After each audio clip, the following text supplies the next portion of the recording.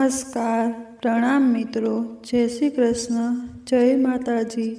તો આજની રોમાંચક સ્ટોરીમાં આપનું હાર્દિક સ્વાગત છે। તો છેલ્લે સુધી સાંભળવા નમ્ર વિનંતી। રાજવીર 28 વર્ષનો છોકરો છે જે પાલનપુરમાં રહે છે। આ વાત એ સમયની છે જ્યારે રાજવીર 23 વર્ષનો હતો। MBA કરેલું છે અને તેના પરિવારના ધંધામાં મદદ પણ કરે છે। રાજવીરે MBA કર્યું અને પછી કોમ્પ્યુટર ટ્રેનિંગનો પોતાનો નવો ધંધો શરૂ કર્યો અને ભગવાનની કૃપાથી નવો હતો પણ સારો ચાલતો હતો। રાજવીરને પોતાના ધંધાના લીધે 10 દિવસે બહાર જવું પડતું। પોતાની ગાડી હતી તો ગાડીમાં જ જતો। એક દિવસ ગાડી બગડી તો બસમાં જવાનું નક્કી કર્યું। બસમાં બેસીને ગયો પણ ખરા। જ્યારે અમદાવાદ બસ પહોંચી ત્યારે રાજવીરની બાજુની સીટમાં એક છોકરી આવીને બેસી। તેને પણ સુરત જવાનું હતું। હજી તો સુરત પહોંચતા 5 કલાક લાગે એવું હતું। રાજવીરે વિચાર્યું કેમ કે ત્યાં સુધી વાતચીત થઈ જાય, ઓળખાણ થઈ જાય અને સમય પણ પસાર થઈ જાય। રાજવીરે વાત કરવાની શરૂ કર્યું। રાજવીરે પૂછ્યું કે હાય, શું નામ છે તમારું? ત્યારે એ છોકરીએ જવાબ આપ્યો, ચાર્મી। ચાર્મીએ રાજવીરને પૂછ્યું કે તમારું શુભ નામ શું છે? રાજવીરે કહ્યું, રાજવીર। તો પછી રાજવીરે વાતોમાં બધું જ એના વિશે કહ્યું। રાજવીર શું કરે છે, શું અભ્યાસ કર્યો છે, ક્યાં કામથી સુરત જાય છે, તેના વિશે બધું જ કહી દીધું। વાતો કરતાં કરતાં બંને લોકો જાણે પહેલેથી જ દોસ્ત હોય એવું જ લાગતું।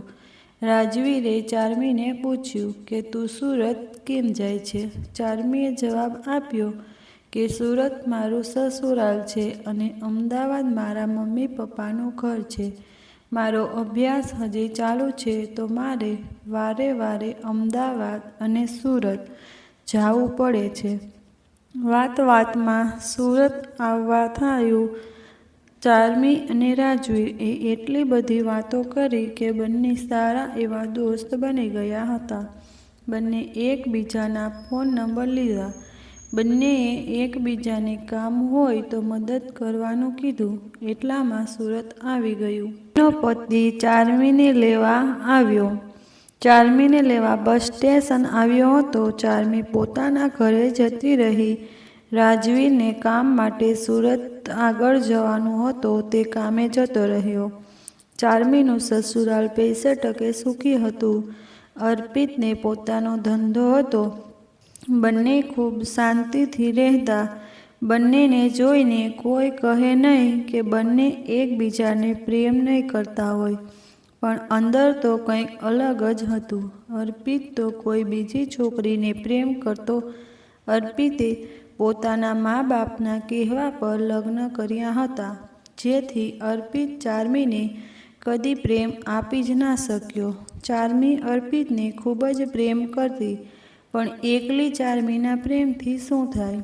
પ્રેમ તો બંને તરફ હોય તો જ એક પણની કોશિશ રંગ લાવે। 3 મહિના પછી સવારના 11 વાગ્યા હશે, રાજવીરનો મેસેજ આવ્યો ચાર્મીને હાય કરીને। ચાર્મી તો એકદમ સ્તબ્ધ થઈ ગઈ। ચાર્મીએ પણ મેસેજનો રિપ્લાય આપ્યો, રાજવીર હાય।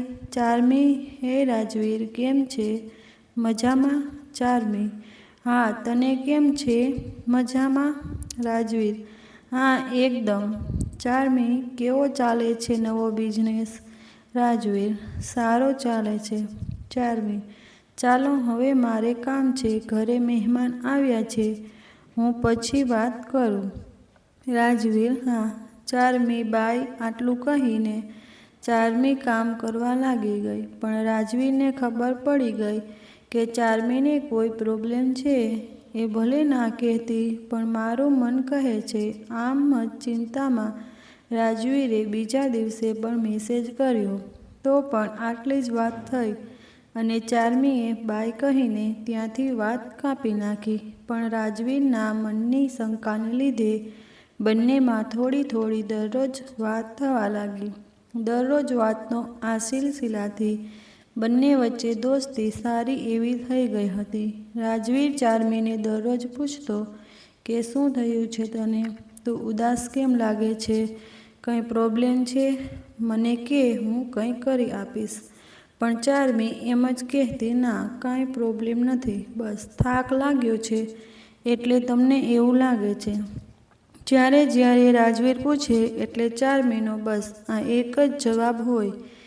એક દિવસ રાજવીરના ખૂબ જ કહેવાથી ચાર્મીએ રાજવીરને પોતાની બધી જ વાત કહી દીધી. ચાર્મીએ કહ્યું કે મારા પતિ મને રોજ બોલે છે, મને પ્રેમ નથી કરતા, કોઈ દિવસ તો હાથ પણ ઉપાડે છે, મને ઘરમાં માન સન્માન નથી મળતું, હું બધું જ કામ કરું તો પણ દરેક કામમાં વાંક કાઢીને મને બોલે, ધમકાવે, ગુસ્સો કરે છે. જ્યારે મેં મારા સાસુમાને કીધું તો એ પણ રાજવીરનો જ સાથ આપે છે. મારા પતિ અને મારા સાસુમાં મને ખૂબ જ હેરાન કરે છે.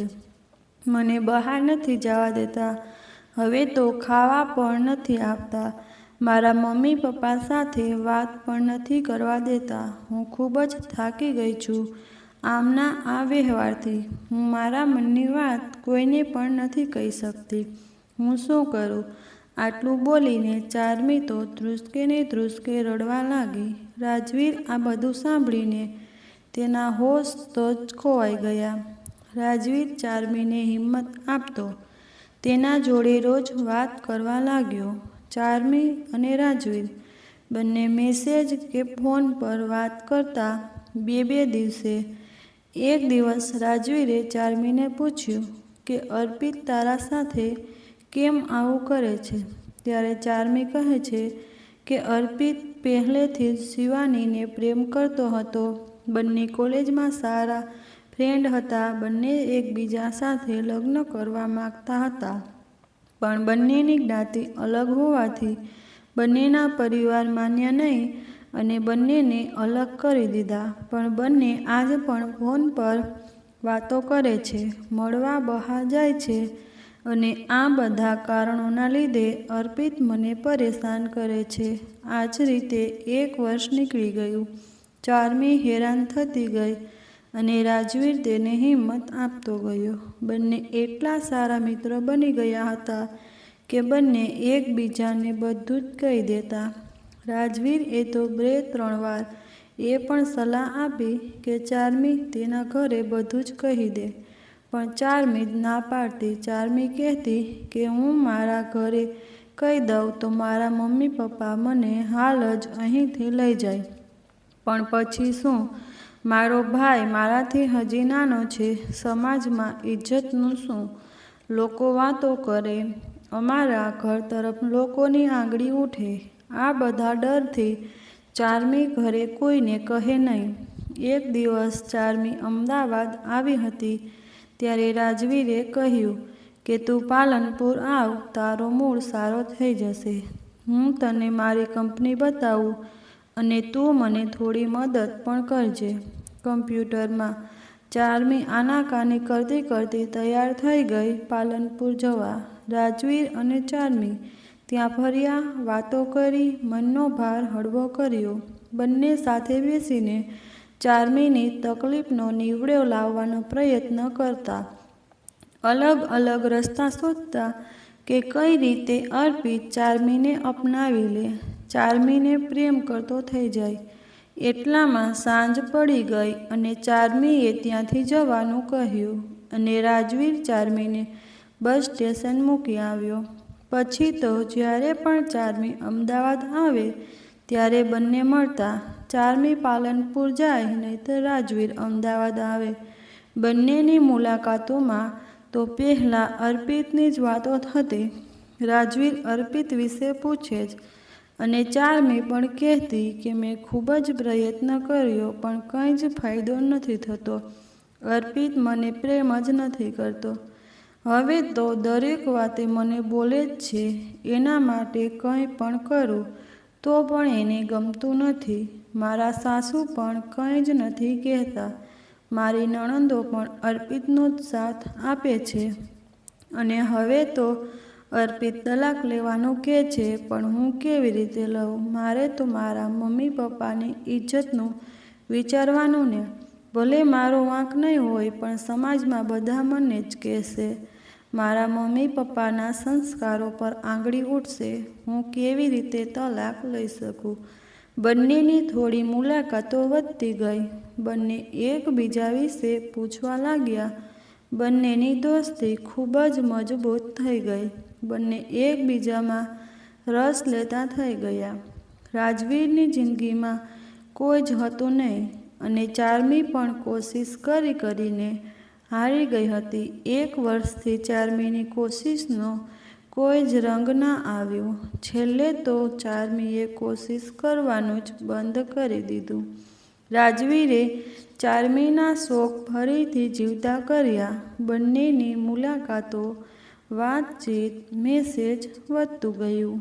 બંને એકબીજાને પસંદ કરવા લાગ્યા હતા. એક દિવસે તો રાજવીરે ચાર્મીને સીધું આઈ લવ યુ કહી દીધું. ચાર્મીનો હોશ જ ઉડી ગયા. રાજવીરે ચાર્મીને સમય આપ્યો. એનો જવાબ શું છે એના માટે ચાર્મી તો ના જ પાડે. ચાર્મીના મનમાં ખૂબ જ સવાલો હતા કે આમ કેવી રીતનું થાય? હું તો એક વિવાહિત સ્ત્રી છું. કોઈ માને નહીં. 2 દિવસમાં તો જાણે ચાર્મીની જિંદગીમાં તોફાન આવી ગયું. 2 દિવસ પછી ચાર્મીએ પહેલાં તો જવાબમાં ના જ કહી દીધી. રાજવીરે જ્યારે પૂછ્યું ત્યારે ચાર્મીએ સમજાવ્યો કે હું એક વિવાહિત સ્ત્રી છું. મારાથી ના થાય. તમારા મનમાં હંમેશા શંકા રહેશે કે હું એક વિવાહિત સ્ત્રી છું. ભલે મારા અને અર્પિતના વચ્ચે પતિ પત્ની જેવા સંબંધો ના હોય, પણ તમને હંમેશા શંકા રહેશે. અને હવે મને પોતાની જાતને સાબિત કરવામાં થાકી ગઈ છું. મારાથી નહીં થાય. રાજવીર પહેલાં તો કંઈ જ બોલ્યો નહીં, પણ 2 દિવસ પછી તેને ચાર્મીને મનાવી. ચાર્મીને વિશ્વાસ અપાવ્યો કે મને તારા પર વિશ્વાસ છે. તું વિવાહિત સ્ત્રી છે એનાથી મને કોઈ જ ફરક નથી પડતો. હું તને ખૂબ જ પ્રેમ કરું છું. રાજવીરે ગમે તે કરીને ચાર્મીને મનાવી જ લીધી. ચાર્મીના હા પાડ્યા પછી તો રાજવીરે કોઈ કસર ના છોડી ચાર્મીને ખુશ કરવાની. જ્યારે પણ ચાર્મી અને રાજવીરની વાત થાય ત્યારે ચાર્મીને હસાવી લે. ચાર્મીને જિંદગી જીવવાનું પ્રોત્સાહન આપે. ખૂબ સુંદર વાત કરે. ગમે તે રીતે ચાર્મી ઉદાસ હોય તો રાજવીર ચાર્મીને હસાવી જ લે. બંનેનો સંબંધ એટલો મજબૂત બની ગયો કે તે બધી જ રીતે ખુશ હતા. એટલામાં બીજી બાજુ અર્પિતનો ત્રાસ વધતો જતો હતો. અર્પિત ચાર્મી પર વારે હાથ ઉપાડવા લાગ્યો. અર્પિત ચાર્મીને એટલું મારતો કે તેને કોઈ ભાન ના રહે કે ચાર્મીને કેટલું વાગે છે, શું થયું. અને માર્યા પછી પણ અર્પિત ચાર્મીના હાલચાલ પૂછવા ના જાય. ચાર્મી રોઈ દિવસ નીકાળતી હતી. તે પોતાની તકલીફ કોઈને પણ ના કહે. એક દિવસ જ્યારે અર્પિતના દોસ્તના ત્યાં પાર્ટી હતી તો ચાર્મી અને અર્પિત બંને ગયા. બંનેને જોઈને કોઈ એમ ના કહે કે બંને એકબીજા સાથે ખુશ નથી. પાર્ટીમાં અર્પિતે ખૂબ જ શરાબ પીધી. શરાબ પીને અર્પિતે પાર્ટીમાં તેના દોસ્તોના સામે ચાર્મીની બેઇજ્જતી કરી. છતાં ચાર્મી એક શબ્દ ના બોલી. જેમ તેમ કરીને ચાર્મી અર્પિતને ઘરે લાવી. ઘરે લાવીને તેના બૂટ મોજા કાઢ્યા. એટલામાં અર્પિત ચાર્મી જોડે જબરદસ્તી કરવા લાગ્યો. કહેવામાં તો બંને પતિ પત્ની હતા, પણ જ્યાં 1.5 વર્ષમાં જે સંબંધ ના બાંધ્યો હોય એ શરાબની હાલતમાં ચાર્મી કેમ નહીં બાંધવા દે.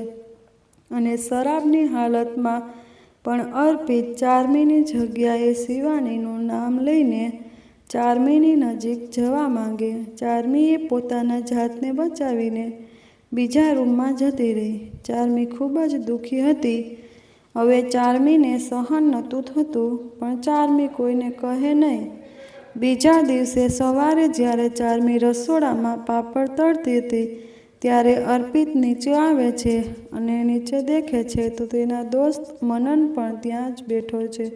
અર્પિતને બોલાવીને સમજાવે છે કે જે પાર્ટીમાં કર્યું એ ખોટું હતું. ત્યારે ભાભીનું આવું અપમાન ના કરાય. એ તો ભાભી સારા છે કે કંઈ બોલ્યા નહીં. બીજું કોઈ હોય તો તને ખબર પડે. દોસ્ત, તું સમજી જા, તને આવી જીવનસાથી નહીં મળે. તું ખૂબ જ નસીબદાર છે કે તને આવી જીવનસાથી મળી છે. તું તારું ઘર જાતે જ બગાડે છે, સમજી જા. આટલું કહીને મનન ત્યાંથી જતો રહે છે. પણ અર્પિત તો ગુસ્સામાં રસોડામાં જાય છે અને ચાર્મીને બોલવા લાગે છે કે તું ત્યાં રોઈને નાટક કરતી હતી. તે મારા દોસ્તો સામે મને ખરાબ સાબિત કર્યો અને રાતે તે મને કંઈ કરવા પણ ના દીધું. અત્યારે અહીં રડે છે. આટલું બોલતા જ ચાર્મી બોલવા જાય છે એટલામાં જ અર્પિત ગરમ તેલનું લોયું ચાર્મીના બરડામાં રેડે છે. ચાર્મી ખૂબ જ જોરથી રડે છે, બૂમો પાડે છે, પણ તેનું કોઈ જ સાંભળતું નથી. અર્પિત પણ ત્યાંથી પોતાના ધંધે જતો રહે છે. ચાર્મી એક બાજુ રડે છે, બૂમો પાડે છે, તો પણ કોઈ મદદ માટે નથી. ચાર્મી એકલી જ દવાખાને જાય છે અને દવાખાનેથી ઘરે આવીને જોઈ છે તો એની સાસુમાં આવી ગયા હોય છે. ચાર્મીને શું થયું એ તો પૂછવાની વાત દૂર રહી, પણ તેલ નીચે જમીન પર પડ્યું છે એના લીધે ચાર્મીને કોસતા હતા. પણ ચાર્મી કંઈ જ બોલે નહીં. એના બીજા દિવસે રાજવીરને ફોન આવે છે, પણ ચાર્મી તેને કંઈ પણ કહેતી નથી. બસ એટલું જ કહે છે કે મારી તબિયત સારી નથી એટલે આટલા દિવસથી મેસેજ કે ફોન ના થયો અને હજી પણ નથી. સારી તો થોડા દિવસ નહીં થાય. એટલું કહીને ચાર્મી 2 મિનિટમાં ફોન મૂકી દે છે, કેમ કે તે તેની વેદના સહન જ નથી કરી શકતી. પણ કોઈને કહે નહીં. અરે હદ તો ત્યાં થઈ કે જ્યારે અર્પિત તે ચાર્મીને બૂમ પાડી અને ચાર્મીને થોડું મોડું થયું નીચે ઉતરવામાં, એટલામાં તો જાણે આભ તૂટી પડ્યું હોય એવું અર્પિત કરે. ના બોલવાના શબ્દો બોલે, મારે અને તેના બરડા ઉપર તો તેને લાલ મરચું નાખ્યું. અને ચાર્મીએ જે બૂમ પાડી જાણે આપણા રૂવાડા ઊભા થઈ જાય અને તે તેની મમ્મીને કહી ના દે તે માટે ચાર્મીની સાસુએ ચાર્મી જોડેથી ફોન લઈને ચાર્મીને એક રૂમમાં પૂરી નાખી. ચાર્મી તેની શરીરની વેદના પણ વધી ગઈ અને તેના મનની વેદના તો કોઈ કહી જ ના શકે. જે છોકરી ફૂલના જેમ મોટી થઈ હોય તેને આવી તકલીફો. ચાર્મીના મમ્મી પપ્પા ફોન કરે એ તો દરેક વખતે બહાના કાઢે. છેલ્લે તો એમ કહી દીધું કે ચાર્મી અને અર્પિત બહાર ફરવા ગયા છે, 20 દિવસે આવશે. ચાર્મીના મમ્મી પપ્પા ખુશ થઈ ગયા કે ચાલો 1 વર્ષ પછી પણ આપણી ચાર્મીને જમાઈ ફરવા તો ગયા. ચાર્મી 7 દિવસ રૂમમાં પૂરી રાખી. જમવાનું એક જ સમય આપે અને પાણીનો પણ એક જ બોટલ. પાણી પૂરું થઈ જાય તો પણ કોઈ ના આપે. ચા નહીં, નાસ્તો નહીં, કંઈ જ નહીં. અને આ બધું ચાર્મીના પાડોશી દેખી રહ્યા હતા. પણ ચાર્મીના સાસુ સસરાનો સ્વભાવ એટલો ખરાબ કે તેમને કોઈ પણ વાત કરવા તો ના ગમે. કોઈ જોડે સારા સંબંધો જ ના રાખે. તેના લીધે તેના પાડોશી પણ કંઈ જ મદદ ના કરી શકે ચાર્મીની. 8મા દિવસે હોલિકા પૂજા હતી. જ્યારે ચાર્મીના સાસુ સસરા અને અર્પિત પૂજા કરવા ગયા ત્યારે ચાર્મીના પાડોશી કોમલબેને સંતાઈને ચાર્મીના ઘરે જઈને ચાર્મીને બહાર કાઢી અને જોઉં તો ચાર્મીની હાલત એટલી ખરાબ હતી કે શું કહેવું. બધાથી છુપાઈને કોમલબેન ચાર્મીને પોતાના ઘરે લઈ ગયા. ચાર્મીને કોમલબેને પોતાના ઘરમાં છુપાઈ દીધી. ચાર્મી તેના ઘરમાં નથી એ ચાર્મીના સાસુ સસરા કે અર્પિતને ખબર જ નહીં. કોમલબેને ચાર્મીની ખૂબ જ મદદ કરી. પૂરી રાત ચાર્મીની દેખભાળ કરી, ખાવાનું આપ્યું. દવા કરાવી અને ચાર્મીને પૈસા આપ્યા જેથી તે તેના મમ્મી પપ્પાના ઘરે જઈ શકે. સવારે કોમલબેન ચાર્મીને બસમાં બેસાડી આવ્યા. ચાર્મી બસમાં બેસી ગઈ ત્યાં સુધી તો તેના સાસુ સસરા કે અર્પિતને ખબર જ નહીં. જ્યારે ચાર્મીની સાસુ ચાર્મીને જમવા આપવા જાય છે ત્યારે જ ખબર પડે છે કે ચાર્મી તો નથી. પણ કોઈ આજુબાજુવાળાને પૂછી પણ ના શકે. પાડોશીઓને એવું કીધેલું હતું કે ચાર્મી તો એના પિયર ગઈ છે અને ચાર્મીના મમ્મી પપ્પાને પણ કેમનું પૂછાય. ચાર્મીને રાતના 9 વાગે ઘરે પહોંચે છે. ચાર્મીને દેખતા જ તેના મમ્મી પપ્પા સમજી ગયા કે કંઈ થયું છે. તેના સાસુએ તો એવું કીધું હતું કે ચાર્મીને જમાઈ બહાર ફરવા ગયા છે. તો આ બધું શું? ચાર્મી તેની મમ્મીને ભેટીને ખૂબ જ રડે છે. ચાર્મીના રડવાથી આજુબાજુવાળા પણ ભેગા થઈ જાય છે. ચાર્મીના રડવાના અવાજથી જ તેની આવી હાલતથી જ લોકોના આંખમાં આંસુ આવી જાય છે.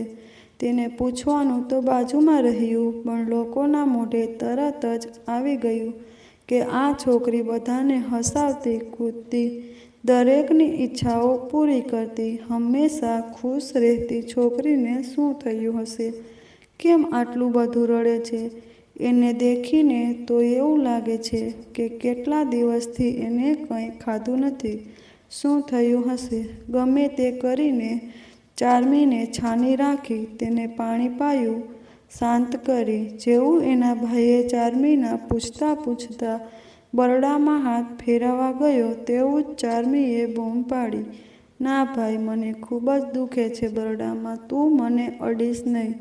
જ્યારે ચાર્મીની મમ્મી જયાબેને ચાર્મીનું ડ્રેસ ઉપર કરીને દેખ્યું તો જયાબેનની આંખમાંથી આંસુઓની ધાર જ વહેવા લાગી અને બોલ્યા, ધન્ય છે તને દીકરી, તું આટલું બધું સહન કરતી ગઈ પણ તે મોઢામાંથી એક શબ્દ પણ ના કાઢ્યો. તે અમને કંઈ ખબર જ ના પડવા દીધી. જયાબેનની આંખોમાં ગુસ્સાની સાથે આંસુ પણ હતા. ચાર્મીનો બરડો તો જાણે લાલ કંકુથી કોઈએ રંગી નાખ્યો હોય એવો થઈ ગયો હતો. ગરમ તેલના લીધે ફોલા તો પડ્યા જ હતા પણ તેના ઉપર લાલ મરચુંના કારણે આખો બરડો લાલ થઈ ગયો હતો. એ વેદનાના લીધે જે ચાર્મીની શરીર તપતું હતું એનું તો વર્ણન પણ ના કરી શકાય. ચાર્મીએ બધી હકીકત તેના મમ્મી પપ્પાને ભાઈને કહી. બધા જ લોકો ગુસ્સામાં બેબાકડા થઈ ગયા હતા. ચાર્મીની આ વીતી સાંભળીને કોઈના પણ આંખમાંથી આંસુ રોકાતા જ નહોતા. ચાર્મીએ અને જયાબેને કોમલબેનને ફોન કરીને તેમનો ખૂબ જ આભાર માન્યો અને પછી જયાબેને ચાર્મીના સાસુને ફોન કર્યો ને કહ્યું કે ચાર્મી અહીંયા છે, તમે શું કર્યું એ બધું અમને ખબર પડી ગઈ છે. હવે ચાર્મી તમારા ઘરે પગ પણ નહીં મૂકે. આટલું કડક શબ્દોમાં કહી દીધું. પણ ચાર્મીના સાસુ સસરા કે અર્પિતને કોઈ જાતનું દુઃખ જ નહીં. ચાર્મી કોર્ટમાં કેસ પણ ના કરી શકે કેમ કે લગ્નના 2 વર્ષ થઈ ગયા હતા પણ લગ્નનું પ્રમાણપત્ર ન હતું. થોડા દિવસો ગયા. ચાર્મી આ જ વિચારોમાં ખોવાયેલી જ રહે તેથી તેના મમ્મી પપ્પા હંમેશા તેને બહાર જવાનું કહેતા, તેના દોસ્તો સાથે મળવાનું કહેતા. 8 મહિના થઈ ગયા આ વાતને. એક બાજુ ચાર્મી જોડે આ બધું થયું પણ રાજવીરને કંઈ જ ખબર નહીં. રાજવીર તો ચાર્મીના ફોનની રાહ જોઈને બેઠો હતો અને ચાર્મી પણ હવે થોડું બહાર નીકળવા માંડી હતી. રાજવીરને મળવા માટે ચાર્મીએ અમદાવાદ બોલાવ્યો. ચાર્મી અને રાજવીર બંને મળ્યા, વાતચીત કરી. ચાર્મીએ રાજવીરને કહ્યું કે તે હવે પાછું સુરત નથી જવાની. મેં મારા મમ્મી પપ્પાને બધું જ કહી દીધું છે. હવે તે મને ત્યાં જવાની ના પાડે છે. આ સાંભળીને રાજવીર ખૂબ જ ખુશ થઈ ગયો. બંનેના મળવાનું વધી ગયું હતું. બંને એકબીજાને ખૂબ જ પ્રેમ કરતા. બંને સાથે ખુશ રહેવા લાગ્યા. બંનેની પ્રેમની સીમા પાર થઈ ગઈ. બંને વચ્ચે શારીરિક સંબંધ બંધાવા લાગ્યો. બંને એકબીજા વગર રહી શકે તેમ નથી. બંનેની મુલાકાતો વધતી ગઈ અને જોડે સંબંધ પણ. ચાર્મી અને અર્પિતને અલગ થયે 2 વર્ષ થઈ ગયા હતા. તેથી હવે તેને બીજી વાર લગ્ન કરવાનું કહેતા, પણ ચાર્મી ના જ પાડતી. હવે તો તેના ઘરના બધા એમ પણ કહેતા કે તું બીજા કોઈને પ્રેમ કરતી હોય તો પણ કહી દે, અમે એના જોડે તારા લગ્ન કરાવીશું. પણ ચાર્મી ના જ પાડતી. નાના કહેતા બીજા 6 મહિના થઈ ગયા, પણ હવે ચાર્મી લગ્ન કરવા માગતી હતી, પણ રાજવીર જોડે. પહેલાં તે રાજવીરને પૂછવા માગતી અને પછી ઘરે બધાને કહેવાનું નક્કી કર્યું. ચાર્મીએ રાજવીરને મળવા બોલાવ્યો. ચાર્મીએ સામેથી રાજવીરને લગ્નનો પ્રસ્તાવ મૂક્યો અને એમ પણ કહ્યું કે રાજવીર, તમે વિચારીને જવાબ આપજો, પણ જે જવાબ હોય એ પાક્કો હોવો જોઈએ. તમે અત્યારે હા કહો અને પછી પાછળથી પસ્તાવો ના થવો જોઈએ. તમે પૂરતો સમય લો. એ પણ વિચારી શકો છો કે હું એક વિવાહિત સ્ત્રી છું. 1 વર્ષ હું મારા સસુરાલમાં રહી છું. મેં કેવી રીતે દિવસો નીકાળ્યા છે એ તો તમને ખબર જ છે. મારા અને અર્પિત વચ્ચે 1 વર્ષમાં કદી પતિ પત્ની જેવા સંબંધ બંધાયો નથી. તમારા ઘરવાળા મારો સ્વીકાર કરશે? સમાજમાં શરૂઆતમાં લોકો વાતો પણ કરે. શું તમે એમનો સામનો કરી શકશો? તમે બધું જ વિચારીને મને જવાબ આપજો. ચાર્મીએ રાજવીરને સમય આપ્યો. પ્રસ્તાવ મૂક્યો. છતાં રાજવીરે સમય માંગ્યો, પણ આની અસર બંનેના સંબંધો પર ના આવી. બંને પહેલાંના જેમ જ મળતા, વાતચીત કરતા. બધું જ બંને વચ્ચે સરસ જ હતું. ચાર્મી રોજ સવાર પડે એટલે એક જ આશાએ પૂરો દિવસ નીકાળતી કે આજે રાજવીર હા પાડશે. દિવસ જેમ પૂરો થઈ જાય તો ચાર્મી ઉદાસ ના થાય, નવી આશા બાંધે કે કંઈ નહીં, આજ નહીં તો કાલે જવાબ આપશે. ઉતાવળ શું છે?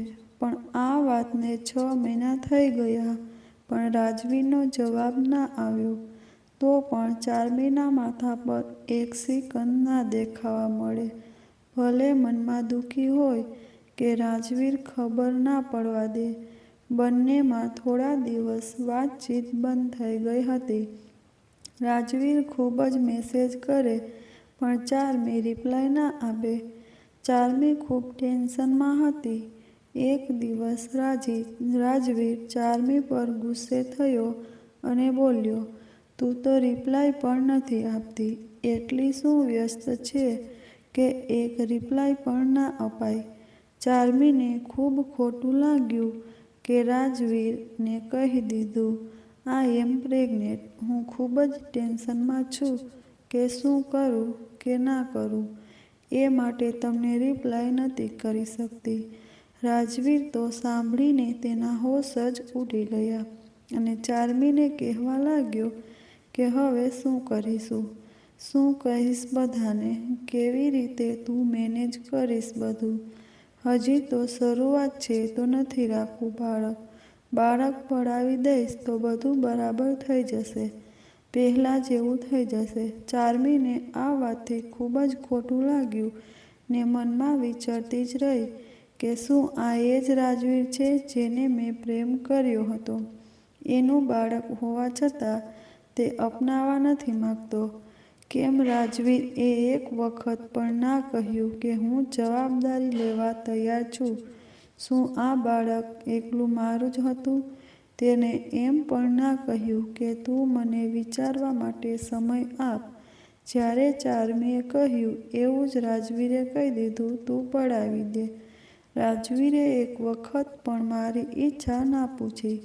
અને જ્યારે ચાર્મીએ કહ્યું કે તેને આ બાળકને જન્મ આપવો છે, ત્યારે રાજવીર કંઈ જ ના બોલ્યો કે ના જવાબદારી લેવા તૈયાર થયો.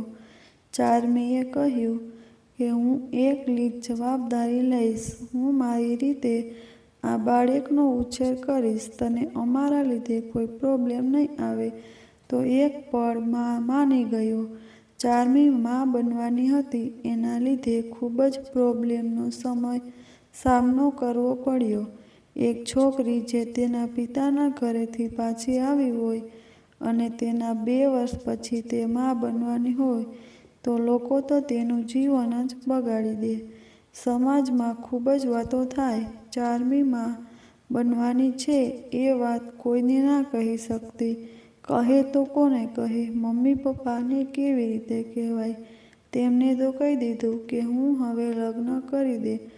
પણ જ્યારે ચાર્મીએ ના પાડી હોય તો એમને ક્યાં મોઢે કહેવાય? સમાજમાં લોકોને શું કહેવું? જેના ભરોસે જીવતી હતી એ પણ તેનો સાથ આપવા તૈયાર ના થયો. ચાર્મી એકલી પડી ગઈ હતી. આ બધા જ સવાલો અને ડરના લીધે તેણે અમદાવાદ છોડી દીધું. ચાર્મી એકલી વાપી જઈને રહેવા લાગી. ચાર્મી ખૂબ જ સ્વાભિમાની હતી. તે કદી કોઈને પોતાની તકલીફ ના કહે કે ના કોઈને જોડે મદદ માંગે. ચાર્મી માટે ખૂબ જ મુશ્કેલ રહ્યું બધાથી દૂર જઈને રહેવાનું. હવે ચાર્મી પર તેની અને તેના આવનારા બાળક બંનેની જવાબદારી આવી હતી. ચાર્મી જોડે એટલા પૈસા પણ નહીં કે એક જ નોકરી કરે તો ચાલી જાય. ચાર્મીને વાપી ગયે 4 મહિના થઈ ગયા હતા.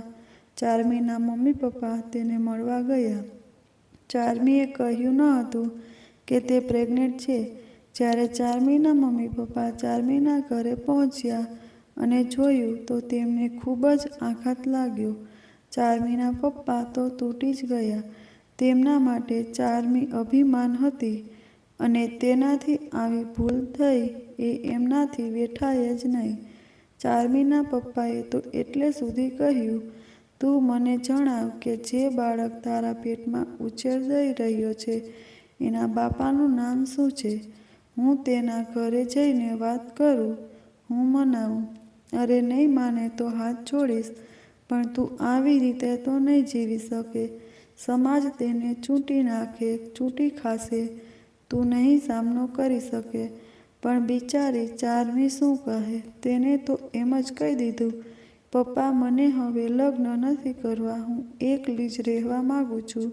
મને કોઈના પર ભરોસો નથી. એ તો કહે છે મારી જોડે લગ્ન કરવાનું, પણ હું ના પાડું છું. મને હવે એકલું જ રહેવું છે. ચાર્મીના પપ્પા ખૂબ જ નારાજ થઈ ગયા અને તેમની આબરૂ પર દાવ પર આવી ગઈ. ચાર્મીના મમ્મી પપ્પાએ ખૂબ જ ચાર્મીને સમજાવવાની કોશિશ કરી, પણ ચાર્મી માની જ નહીં લગ્ન કરવા માટે. પહેલી વખત ચાર્મી તેના મમ્મી પપ્પા સામે બોલી હતી. ચાર્મીના મમ્મી પપ્પા ખૂબ જ દુઃખી હતા. ચાર્મીએ તેના માતા પિતાને ખૂબ જ કડક શબ્દોમાં કહી દીધું કે હવે આપણો કોઈ જ સંબંધ નહીં. હું ત્યાં આવીશ તો લોકો તમને ખૂબ ખરાબ બોલશે. તમારે મારે ત્યાં નહીં આવવું અને હું ત્યાં નહીં આવું. ચાર્મીના મમ્મી પપ્પા ખૂબ જ દુઃખી થઈને ત્યાંથી ચાલ્યા ગયા. મમ્મી પપ્પાના ગયા પછી તો ચાર્મી ખૂબ જ રોઈ. એ કેવી રીતે કહે કે જેનું બાળક છે એ તો તેને અપનાવવા પણ તૈયાર નથી. તો હવે શું એ મારી જોડે લગ્ન કરે? તેને પણ મને છોડી દીધી જ્યારે મને એની વધારે જરૂર હતી. ચાર્મીને ખૂબ જ મુશ્કેલીનો સામનો કરવો પડતો. એક નોકરીમાંથી તેના ખર્ચા પૂરા થતા નથી. ઘરનું ભાડું, ખાવાની સામગ્રી, આવવા જવાનો ખર્ચો અને વધારે તો તેની દવામાં પૈસા વપરાતા. તેથી ચાર્મી હવે એકની જગ્યાએ 2 નોકરી કરવા લાગી. ઘરે બેસીને પણ કામ કરતી. આરામ કરવાનો તો ભૂલી જ ગઈ હતી એમ કહીએ તો પણ ચાલે. ચાર્મીને બિલકુલ સમય ના મળતો. તો પણ પહેલાં ચાર્મી રાતે રાજવીરને મેસેજ કરતી, પણ રાજવીર તો થાકીને સૂઈ જતો. ચાર્મી એકલું અનુભવતી. રાતે તેને ખૂબ જ ઈચ્છા થતી કે એ રાજવીર જોડે વાત કરે, પણ રાજવીર રાતે સમય ના આપી શકે. ચાર્મીને કદી એ વાતની શિકાયત પણ ના રહી. તેના લીધે બંને વચ્ચે વાતચીત ખૂબ જ ઓછી થઈ ગઈ. સમયની સાથે ચાર્મીની જવાબદારી વધતી ગઈ, ખર્ચા વધતા ગયા. જ્યારે ચાર્મીને 5મો મહિનો બેસવાની તૈયારી હતી ત્યારે ટેસ્ટ કરાવવાના હતા અને જોડે પૈસા પણ વધારે ન હતા. ચાર્મીના મમ્મી પપ્પા તેના બેંક એકાઉન્ટમાં દરેક મહિને પૈસા જમા તો કરાવતા, પણ ચાર્મી કોઈની મદદ લેવા નહોતી માંગતી. ચાર્મીને પૈસાની તંગીના લીધે હવે તો ઓવરટાઈમ પણ કરવા લાગી હતી. એક પૂરા દિવસમાં ચાર્મીને જ્યારે 9થી 10 કલાકનો આરામ જોઈએ તેની જગ્યાએ ચાર્મી દિવસમાં ફક્ત 5 જ કલાક આરામ કરતી. આ બધામાં તેને બિલકુલ સમય ના મળે. તેના કારણે ચાર્મી રાજવીરને સમય જ ના આપી શકતી.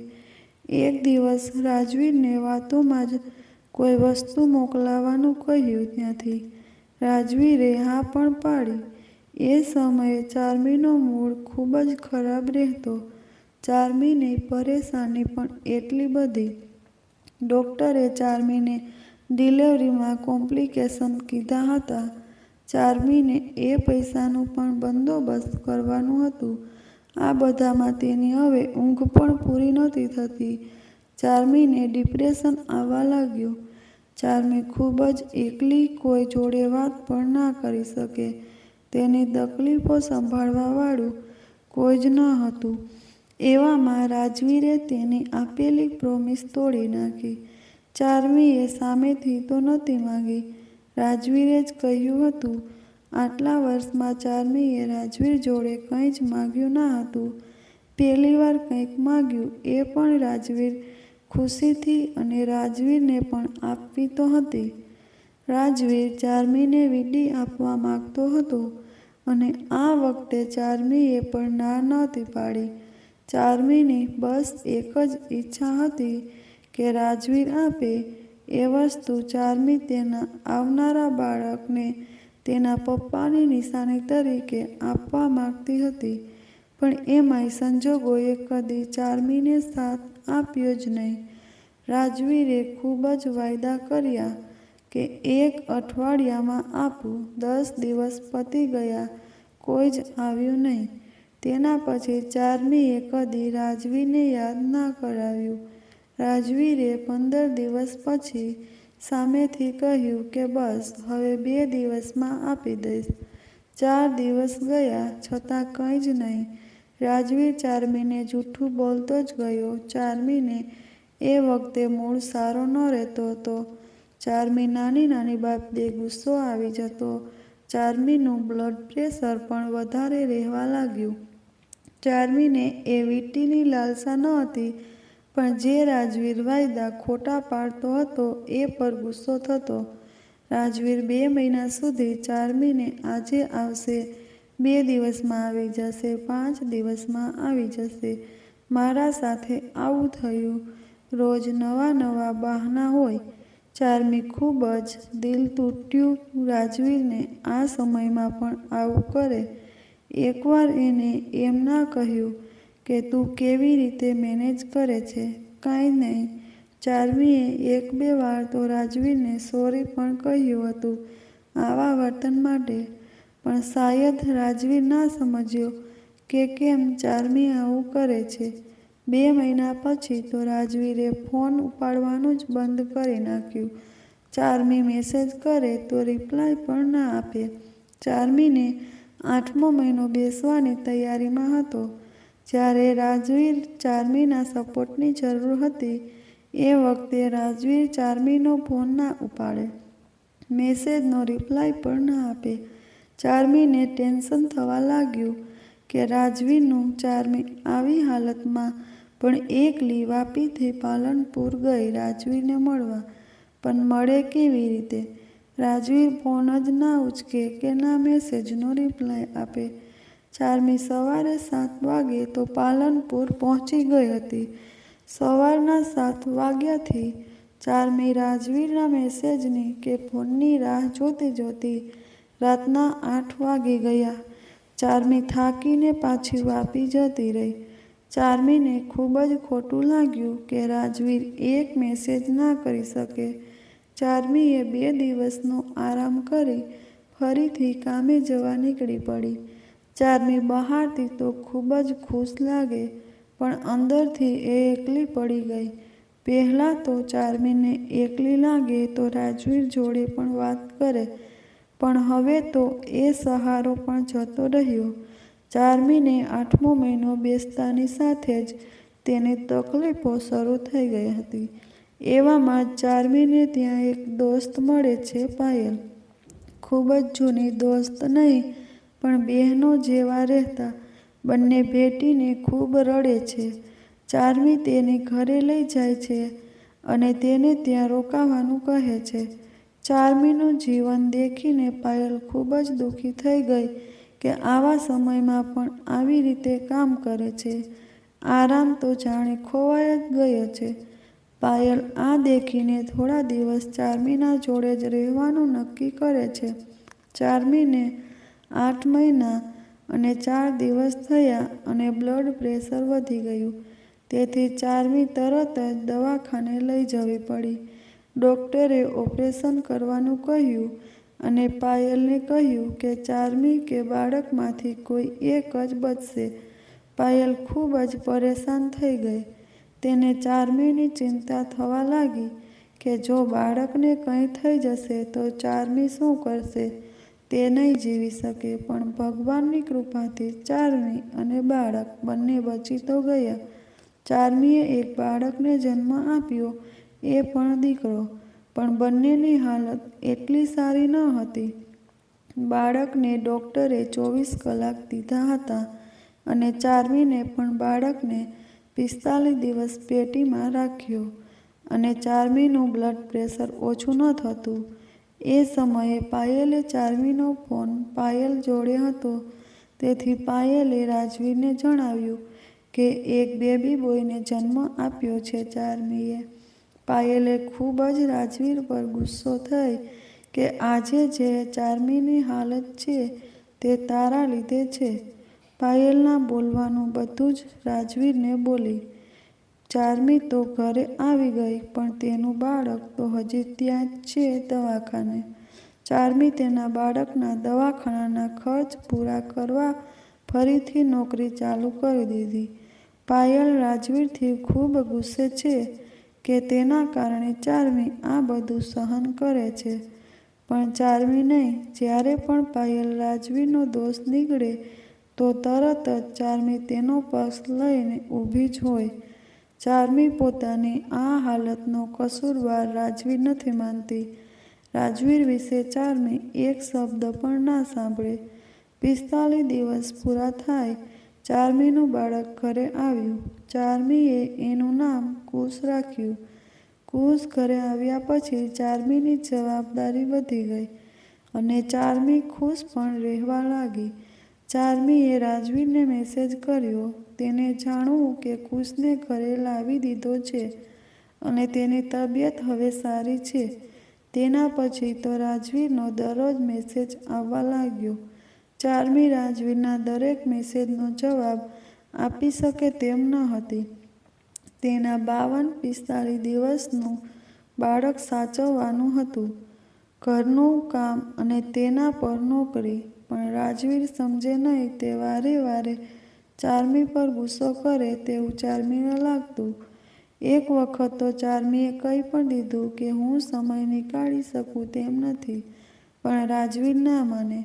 રાજવીરના આવા વર્તનથી ચાર્મીએ વાત કરવાનું જ બંધ કરી દીધું. ચાર્મી કોઈ દિવસ મેસેજ ન કરે, પણ તે દરરોજ કરી શકે તેમ નથી. સમય ચાલતો ગયો. આજે કુશને 1 વર્ષ પૂરું થયું. ચાર્મી અને કુશ ખૂબ જ ખુશ હતા. ચાર્મીએ જ્યારથી અમદાવાદ છોડ્યું ત્યારથી ચાર્મીએ અમદાવાદમાં પગ નથી મૂક્યો. તેના મમ્મી પપ્પા ચાર્મીને મળવા આવે, પણ ચાર્મી નથી જતી. આજે પણ ચાર્મી રાજવીરને એટલો જ પ્રેમ કરે છે. રાજવીર પણ સમય સાથે બંનેના વચ્ચે દુરિયા આવી ગઈ. બંને એકબીજાને પ્રેમ કરે છે પણ સાથે નથી. કોઈ દિવસ વાત થાય પણ રાજવીર હંમેશા એમ જ પૂછે છે, હવે તું પહેલાં જેવી વાત નથી કરતી. ચાર્મીએ પોતાની જિંદગી બદલી નાખી. ચાર્મી રાજવીરને મળવા નથી જતી, કેમ કે રાજવીર આગળ વધે, તે બીજા કોઈ જોડે લગ્ન કરે. ચાર્મી હવે એકલી જ રહેવા માંગે છે. તેના મનના ઘણા સવાલો છે, જેના જવાબ ચાર્મી રોજ શોધે છે. રાજવીરના મનમાં પણ ખૂબ જ સવાલ છે. જ્યારે પણ વાત થાય એટલે એક જ સવાલ હોય કે એવું તો શું થયું કે આપણા વચ્ચે દુરિયા આવી ગઈ? કોની ભૂલ છે? ચાર્મી પણ એવું જ વિચારે છે કે શું રાજવીરને આ બાળક જોઈતું જ ન હતું? શું રાજવીર જવાબદારી ના લઈ શકે?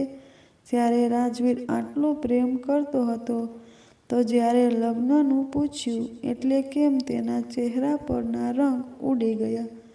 રાજવીરે એક વાર પણ જાણવાની કોશિશ ના કરી કે ચાર્મી ક્યાં છે, કેવી હાલતમાં છે? આવા ઘણા સવાલોથી ચાર્મી આજે પણ ઘેરાયેલી છે. ચાર્મી હવે કોઈ પર વિશ્વાસ નથી મૂકી શકતી કે નથી કોઈનો સાથ માંગતી. ભૂલ કોની છે, ચાર્મીની કે રાજવીરની? શું ચાર્મીનો નિર્ણય સાચો છે કે તે જીવનમાં કદી કુશને તેના પપ્પા વિશે નહીં જણાવે અને જીવનમાં કદી કુશ અને રાજવીરનો સામનો નહીં કરાવે? રાજવીર અને ચાર્મી બંને શોધે છે કે આખરે ભૂલ શું હતી અમારા સંબંધમાં? અમે જ એક ભૂલ હતા? અમારું મળવું ભૂલી હતી? અમારા દોસ્તીને આગળ વધારવાનું ભૂલ હતી? શું ચાર્મીની અપેક્ષા વધારે હતી? આ કેવો પ્રેમ સાથે નથી તો પણ વાત કરે તો જાણે બધું જ મળી ગયું હોય એવો અહેસાસ થયો. શું આ જ પ્રેમ છે? આ સંબંધ સાચવવામાં કોણ પાછળ પડી ગયું? જો વિડીયો સારો લાગ્યો હોય તો લાઈક અને ચેનલને સબસ્ક્રાઈબ જરૂરથી કરજો.